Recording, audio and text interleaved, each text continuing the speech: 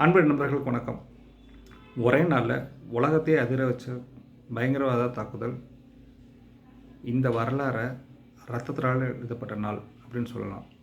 September 11, 2001 காலையில் 4 பயணிகள் விமானங்கள் அமெரிக்காவில் கடத்தப்பட்டது. முதல் 2 நியூயார்க்கில் இருக்க வேர்ல்டு ட்ரேட் சென்டர் மேலே மோதுது. 3வது பென்டகனில் இருக்கிற அந்த டவர் மேலே மோதுது. 4வது அந்த பயணிகளோட போராட்டத்தினால பென்வென்சிலாவில் கீழே விழுந்துருது. இதனால் சுமார் 2977 பேர் அன்றைக்கே இறந்துடுறாங்க. மொத்தமாக 2997 பேர் இதனால் பலியாகிருக்காங்க. இதில் பலியானவங்கன்னு பார்த்தோம்னா பொதுமக்கள், காவல்துறையினர், தீயணைப்பு வீரர்கள். இதை நம்ம டிவியில் பார்க்குறப்ப ரொம்ப ரொம்ப வருத்தமாக இருந்தது. அந்த இறந்த அனைத்து ஆத்மாக்களுக்கும் நாம் 1 நிமிடம் மௌன அஞ்சலி செலுத்துவோம்.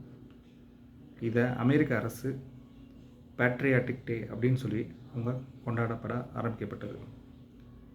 கண்டிப்பாக பயங்கரவாத தாக்குதல் எதற்கும் தீர்வு அல்ல. மனித குலத்தை காப்பது உலக அமைதி மட்டுமே. இந்த மாதிரி பயனுள்ள தகவல்கள் நம்ம சேனல் லைக் பண்ணுங்கள், ஷேர் பண்ணுங்கள், சப்ஸ்கிரைப் பண்ணுங்கள்.